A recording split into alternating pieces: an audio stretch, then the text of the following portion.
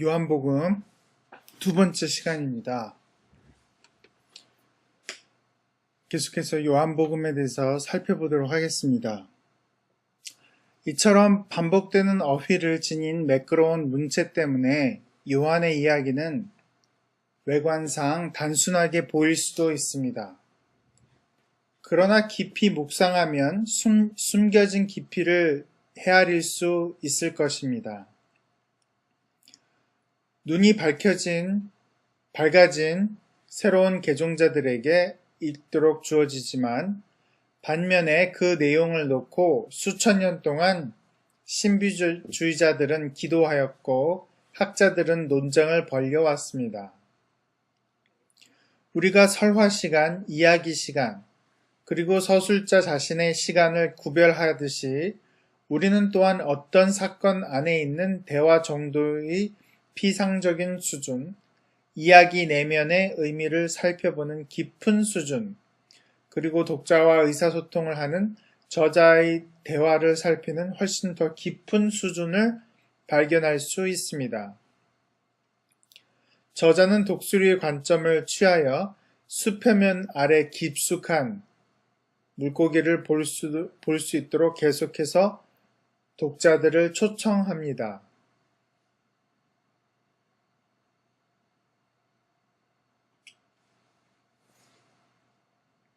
그리하여 예수님과 다른 사람들 사이에 출생, 물, 떡 혹은 시력과 같은 매우 인간적이고 자연적인 것들에 관한 대화가 시작되지만 몰 이해와 의문들이 곧 뒤따라 등장합니다.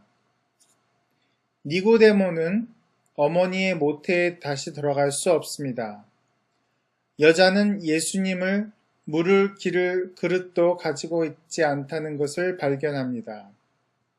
예수님이 물을 기를 그릇도 가지고 있지 않다고 발견합니다.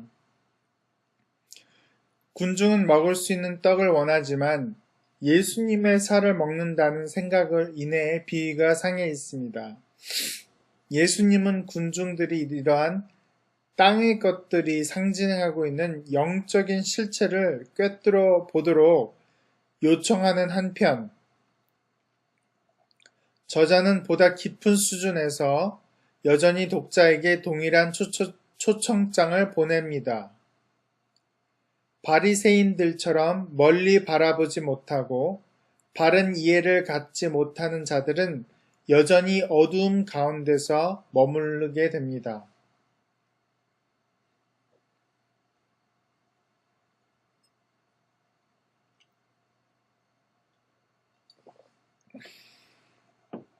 이러한 오해들은 요한 설화에서 대단히 중요합니다. 자연적인 떡과 물, 인간의 출생과 시력은 보다 깊은 영적 실체들에 대한 상징들입니다. 표면적인 오해는 보다 멀리 볼 수 있는 독자들이 이 복음서의 아이러니를 올바르게 인식할 수 있도록 돕기 위한 몸짓들인데요. 반면에 설화의 등장인물들은 말해지고 행해진 것들의 진정한 의미들을 파악하지 못합니다. 예를 들어서 예수님이 자신이 들려야 한다는 것에 대해 말씀하시는데 그 표면적인 의미는 마치 군중이 영웅을 어깨 위로 들어 올리는 것처럼 영광스러운 비상을 암시하는 것입니다.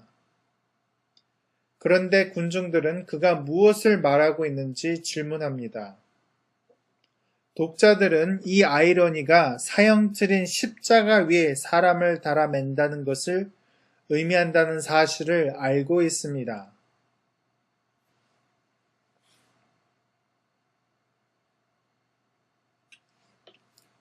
저자에 의해 드러난 이중 아이러니는 인자가 영광을 얻을 때가 바로 순환이라는 것입니다. 사실 그 끔찍한 사형 집행의 표면에 드러나는 것은 아버지께로 돌아가는 아들의 영광스러운 비상입니다. 가야바는 로마 사람들이 그들 모두를 멸망시키는 것보다 한 사람이 민족을 대신하여 죽는 것이 낫다고 냉담하게 말합니다. 요한은 예수님이 단지 민족을 위해서만이 아니라 하나님이 무엇을 하시는가를 볼 수 있고 그리고 그의 자녀가 될 모든 사람들을 위해서 죽는다는 아이러니를 말합니다. 다시 한번 우리는 독수리와 함께 높이 날아 멀리 보며 바른 이해를 갖도록 초대받고 있습니다.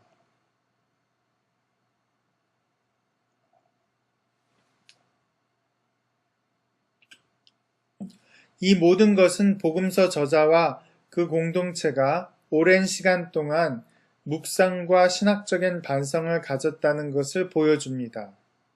공중을 나는 독수리의 길을 따라가기 위해서는 세심한 주의가 필요합니다. 거기에는 많은 굴곡과 복잡한 사정, 민첩한 돌진에서부터 움직이지 않고 공중에 떠있는 급작스런 속도의 변화, 높은 하늘에서 수면 아래 깊숙이 내려가기까지의 여러 차원과 수준에서의 변화들입니다. 그러나 이 모든 주의와 반성은 중심인물, 즉 예수님의 그 초점이 맞추어져야 합니다. 그렇다면 그는 과연 누구입니까? 또 그는 무엇을 말하고 있습니까?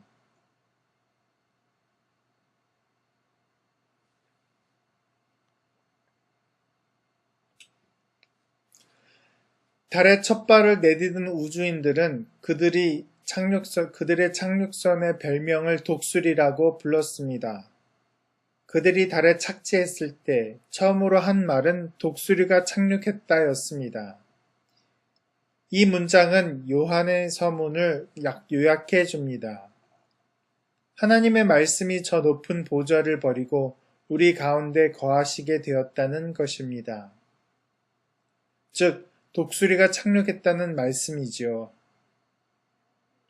그때부터 예수님은 거의 언제나 무대 중심에 서 계십니다.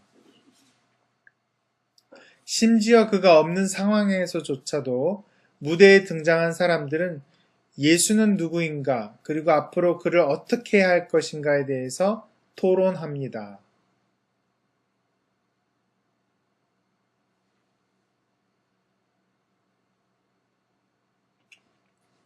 예수님은 대부분의 설화에서 주인공이며 설교의 대부분을 전달하시면서 본문을 주도하고 있습니다. 예수님은 중심 인물이지만 여기서 우리는 세심한 주의를 기울이지 않으면 안 됩니다. 인물 묘사는 현대 문학 비평에서 매우 중요하며 특별히 설화 연구에 있어서 더욱 그렇습니다. 평범한 인물들은 만화체나 상투적인 문구로 간단하게 처리해버리는 데 반해서 원숙한 인물들은 현대 전기의 심리학적 탐구를 통해 혹은 현대 소설의 인간 내면의 느낌에 대한 기술을 통해서 주의 깊게 묘사됩니다. 그러나 그리스 로마 전기와 이 문제에 관련된 고대 이 모든 설화에서 표준이 되는 인물 묘사 방법은 주인공의 위대한 언행을 묘사하는 간접적인 방법이었습니다.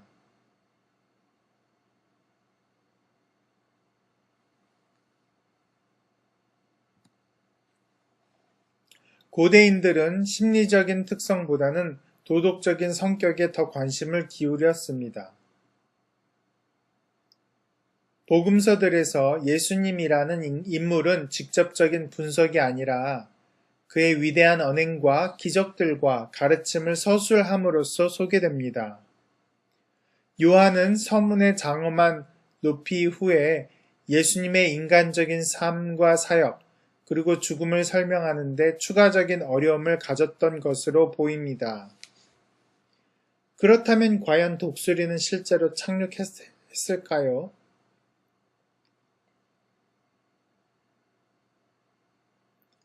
마가는 예수님을 그가 행하는 기적을 통해서 행동하는 사자로 묘사했습니다. 마태는 선생이신 예수님을 확정된 5편의 설교를 통해서 설명했습니다. 요한은 말씀과 행동을 잘 엮여서 그의 복음서의 첫째 위대한 날개를 만듭니다. 요한은 기적들을 표적들이라고 부르며 이것은 긴 강화들로 이어집니다.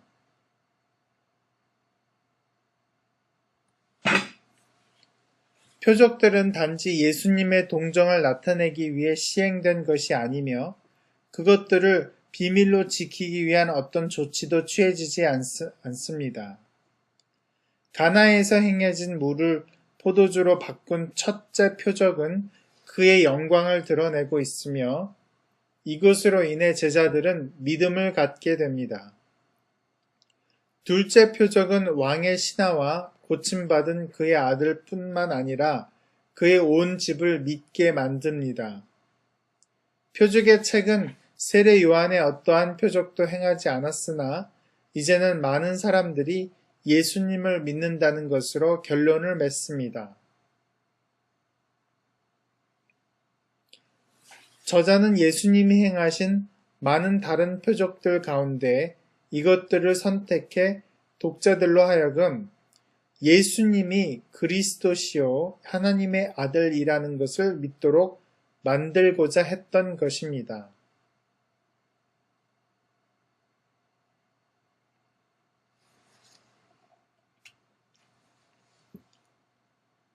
더욱이 예수님이 종종 선생과 랍비로 불리고 있지만 정작 그의 가르침은 하나님의 나라에 관한 것이 아니라 자기 자신에 관한 것입니다. 요한은 이것을 밝히기 위하여 여러 단계의 수준들과 오해들 그리고 상징들과 함께 그의 모든 문학적 기교를 활용합니다. 그리하여 군중을 먹이신 사건은 떡의 피상적인 수준을 넘어서 만나와 모세를 거쳐 예수님의 신분으로까지 연결됩니다. 우리는 주는 하나님의 거룩하신 자신 줄 믿고 알았삼나이다. 이런 요한의 전형적인 문체 안에서 소경 치유 사건은 예수님에 대한 상이한 평가를 근거로 하여 육체적 시력이라는 피상적인 수준에서 영적인 소경 혹은 믿음의 통찰력이라는 보다 깊은 단계로 나아갑니다.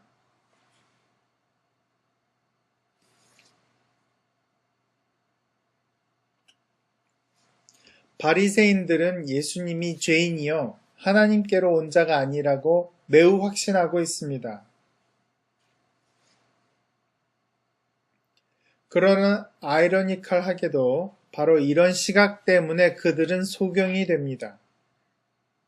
이와 반대로 그 소경은 육체적 시력을 회복할 뿐 아니라 예수님에 대한 자신의 무지를 고백하고 보다 나은 통찰력을 간구하여 마침내 믿음을 소유하게 됩니다.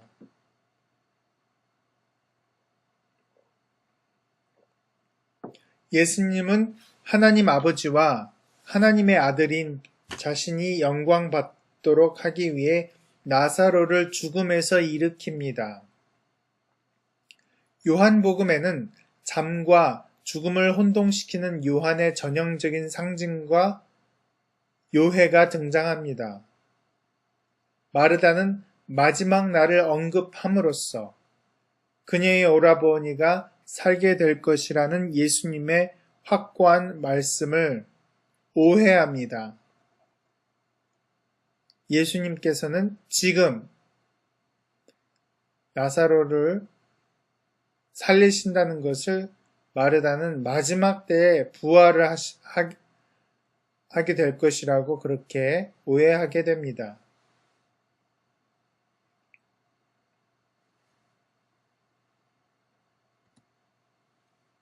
먼저 그녀는 예수님이 그리스도요, 하나님의 아들이라는 것을 믿게 되면서 그 다음 예수님은 하나님께서 자신의 기도에 응답하사 무리들이 믿음을 가질 수 있도록 나사로를 일으켜 주시기를 간구합니다.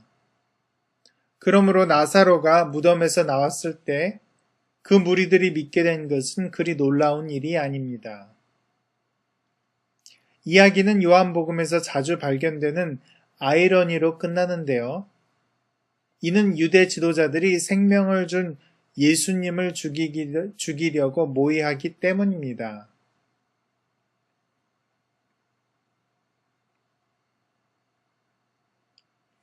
이처럼 요한은 표적들과 강화들을 잘 결합해 예수님에 대한 간접적인 인물 묘사를 제공하고 있습니다.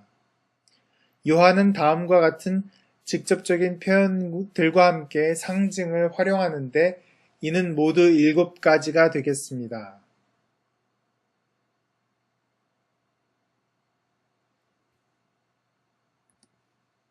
나는 생명의 떡이요, 세상의 빛, 부활이요 생명, 양의 문, 선한 목자, 길과 진리와 생명, 참 포도나무.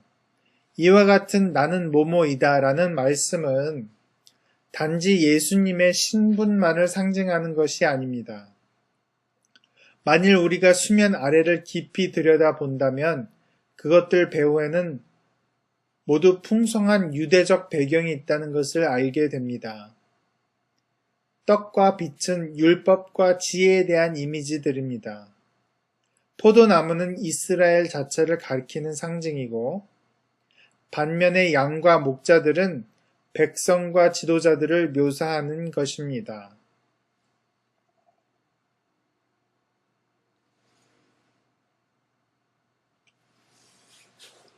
요한은 이러한 암시적인 이미지들을 예수님에게 적용함으로써 예수님이 이스라엘의 믿음과 역사에 있어서 최고의 정점이시라는 것을 시사합니다. 나는 뭐뭐이다. 하나님 자신이 모세에게 자신의 이름을 계시하실 때 사용했으며 이사야는 이것을 정기적으로 사용했습니다. 그렇기 때문에 예수님이 아브라함이 나기 전부터 내가 있느니라고 말씀할 때 군중들은 하나님을 모독했다는 이유로 돌을 들어 치려 했던 것입니다.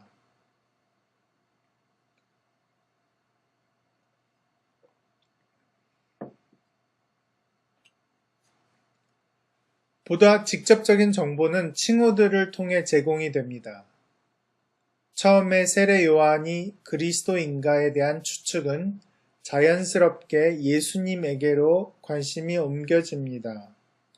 사마리아 사람들은 예수님이 그리스도라는 사실을 발견하지만 유대적인 사색이 이에 뒤따릅니다.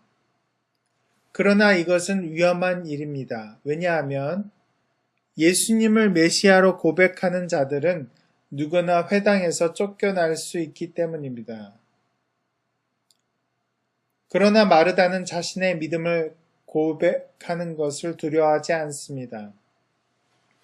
요한복음의 온전한 목적은 독자가 예수님이 그리스도요 하나님의 아들이라는 것을 믿도록 하는 것인데 이는 그러한 믿음이 생명을 가져다 주기 때문입니다.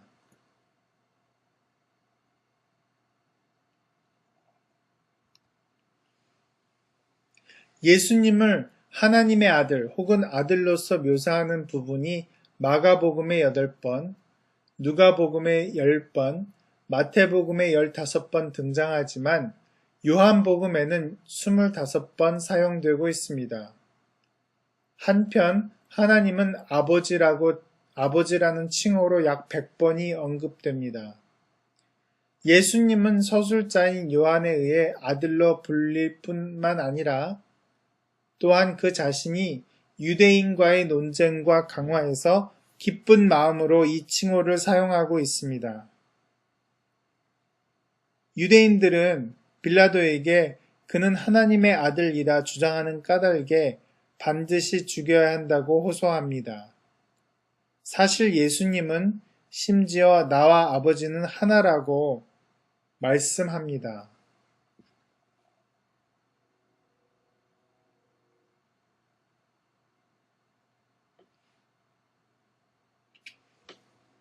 요한복음은 높이 날고 있는 독수리와 같은 서문으로 시작하여 예수님은 설화 내내 이러한 인식을 결코 잃지 않습니다. 예수님은 자신이 하나님과 함께 선재하였다는 것을 알고 있습니다.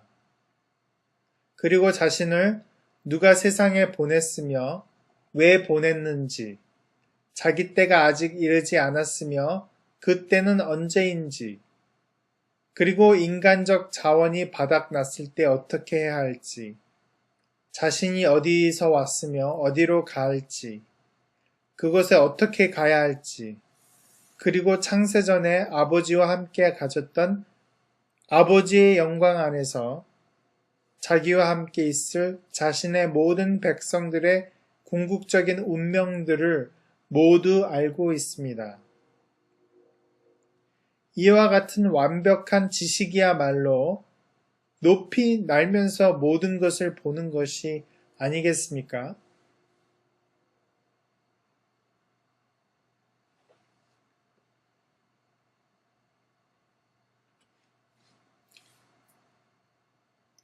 그렇다면 높이 날며 멀리 내다보는 이 독수리가 정말로 땅에 내려앉은 건가요? 요한의 예수님은 참으로 인간인가요?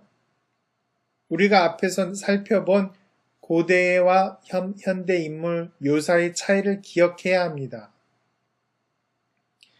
예수님은 현대적인 의미에서 완벽한 인물이 아닙니다. 그의 신적인 지식에도 불구하고 요한복음에서 예수님은 피곤과 갈증을 느끼시고 친구의 죽음에 눈물을 흘리시며 일어난 일을 보시고 통분히 여기십니다. 순환 기사 속에서 발견되는 평온한 확신은 12장 27절에 있는 심적인 고뇌를 통하여 이르게 됩니다.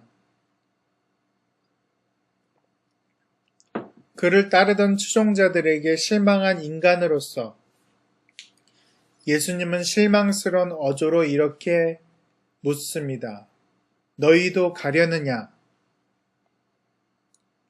이처럼 간접적인 암시를 통해서 인물을 묘사하는 것은 고대 설화의 전형적인 특징이고 요한복음에서 예수님의 신성과 인성 사이의 긴장은 그리스 로마의 다른 전기에서 발견되는 판에 박은 형식과 개별적 특성을 합쳐놓은 것과 유사합니다.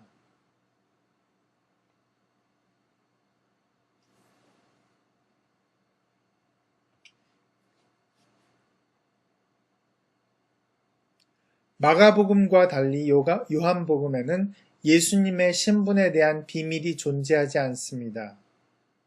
복음서를 여는 서문에서부터 도마의 나의 주, 나의 하나님이라는 고백에 이르기까지 분명하고 명백합니다. 많은 증인들이 유대의 법적 용어들을 사용하여 예수님을 증거합니다. 세례 요한, 하늘로서 오시는 이, 사마리아 여인, 예수님의 사역, 아버지, 성경, 진리의 영, 제자들, 서술자인 요한 자신. 그러나 다시 한번 요한은 아이러니와 여러 수준의 의미를 사용하고 있습니다. 우리는 처음부터 예수님이 누구신지 알고 있으며 이야기가 전개되는 동안 사람들이 믿게 되는 것을 지켜봅니다.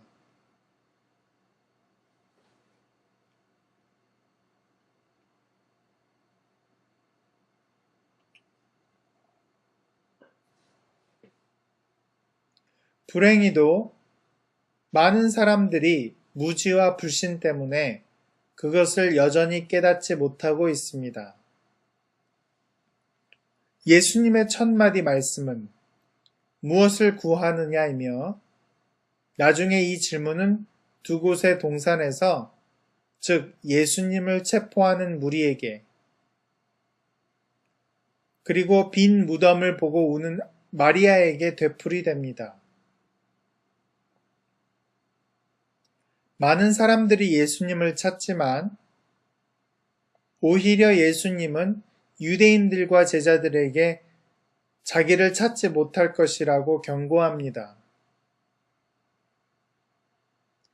그 대신 예수님은 빌립, 베데스다 목가의 병자, 소경, 나사로 등을 몸소 찾아가십니다. 이야기 전체에 걸쳐서 예수님은 사람들의 태도를 따라서 그가 원하는 대로 오기도 하며 가기도 합니다. 예수님은 믿게 될 자들을 찾으시고 만나지만 반면 그를 죽이고자 하는 자들은 그들의 목적에 좌절하게 됩니다.